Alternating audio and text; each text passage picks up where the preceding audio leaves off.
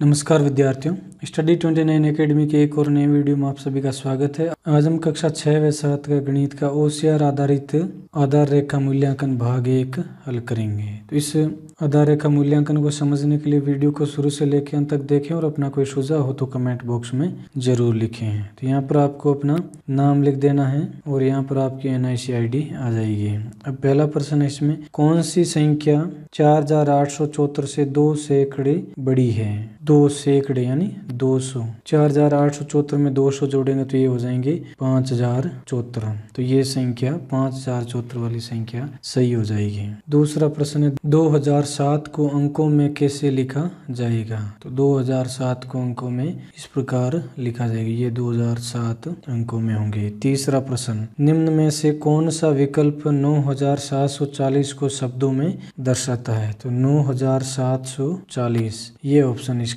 सही हो जाएगा। चौथा प्रश्न, निम्न विस्तारित रूप की संख्या बनाइए। यहाँ पर हमें एक विस्तारित रूप दे रखा है, उसकी हमें संख्या बनानी है। तो इसकी जो संख्या बनेगी वो 83,029 बनेगी। ये संख्या इस विस्तारित रूप की संख्या हो जाएगी। पांचवा प्रश्न, इसमें हमें भाग दे रखा है, उसमें हमें भागफल और शेषफल बताना है। 518 में भाग देना है हमें 4 का।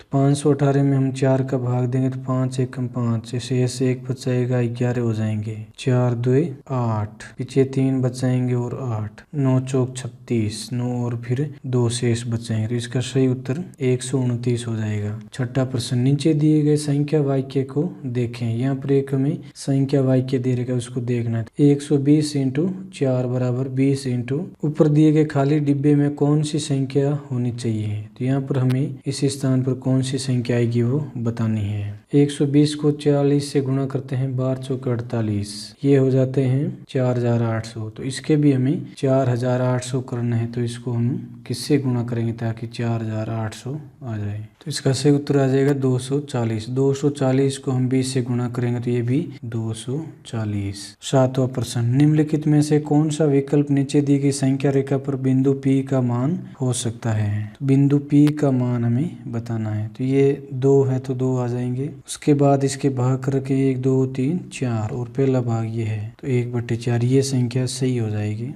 2 से 1/4 ये P को दर्शाएगा। आठवां प्रश्न, 747 में 4 का भाग देने पर भागफल और शेषफल क्या होगा? तो हमें भाग देना है 747 में 4 का। 4 एकम 4, 3 चौक 30, 8 चौक 32, 2 7 27, 6 चौक 24, 186 और 3 है वो शेषफल बच जाएंगे। तो भागफल आ रहे हैं 186 और शेषफल आ रहे हैं 3, ये इसका सही उत्तर हो जाएगा। प्रश्न संख्या 9, निम्न में से सबसे बड़ी भिन्न होगी। तो यहाँ पर हमें सबसे बड़ी भिन्न बतानी है। तो अगर भिन्न संख्याओं में हर समान है तो अंश जिस संख्या का बड़ा होगा वो संख्या बड़ी हो जाएगी। इसमें ये संख्या है वो बड़ी हो जाएगी। 6/6 यानी इसका मान 1 आ जाता है, बाकी सारे 1 से छोटे हैं। तो 6/6 इसका सही उत्तर हो जाएगा। 10वां प्रश्न, निम्न में से सबसे छोटी भिन्न होगी। तो यहाँ पर हमें सबसे छोटी भिन्न बतानी है। हर सब का समान है तो अंश की जो छोटी संख्या होगी वही भिन्न संख्या छोटी हो जाएगी। तो इसका ये उत्तर हो जाएगा। अब अगला प्रश्न है 11वां, निम्न में से शून्य कोने व शून्य किनारे वाली आकृति को पहचानिए। तो हमें उस आकृति की पहचान करनी जिसमें न तो कोई कोना है और न ही उसका किनारा है। तो ये जो आकृति है वो सही हो जाएगी। प्रश्न संख्या 12, 18 लोगों के एक परिवार में 9 लोग आम खाते हैं और बाकी के लोग नहीं खाते। परिवार में कितने लोग आम नहीं खाते हैं? तो 18 में से 9 घटाएंगे, शेष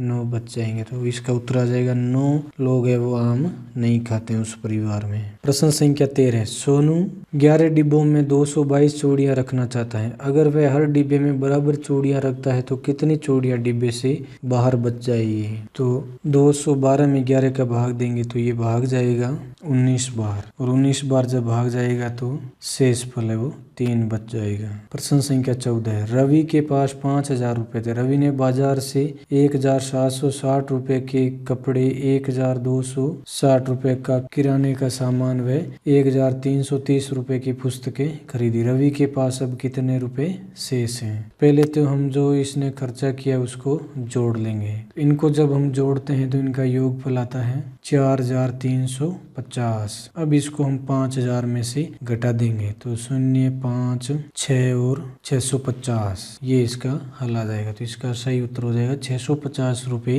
रवि के पास शेष बच जाएंगे। प्रश्न संख्या 15, सना के पास 1000 रुपए हैं। वह 2 किताबें खरीदती है, प्रत्येक किताब की कीमत 125 रुपए है। वह 450 रुपए अपने पिता के लिए एक कमीज खरीदने में खर्च करती है। अब सना के पास कितने रुपए बचे हैं? तो 2 किताबों के ये हो जाएंगे 250 रुपए और 450 की उसने कमीज खरीद ली है। अब इसके जो खर्चा होगा कुल वो हो जाएगा 700 रुपए उसने खर्च कर दिए, तो शेष बचेंगे 300 रुपए। तो इसका सही उत्तर हो जाएगा 300 रुपए। इस प्रकार इस वीडियो में हमने OCR आधारित आधार रेखा मूल्यांकन का भाग 1 हल किया। अगले वीडियो में हम अगला भाग हल करेंगे। वीडियो अगर उपयोगी लगा तो इसको लाइक करें और अपने दोस्तों में शेयर करें। चैनल पर पहली बार आए तो चैनल को सब्सक्राइब कर लें ताकि आने वाले वीडियो के नोटिफिकेशन आपको समय पर मिल सके। वीडियो को पूरा देखने के लिए आपका बहुत बहुत धन्यवाद।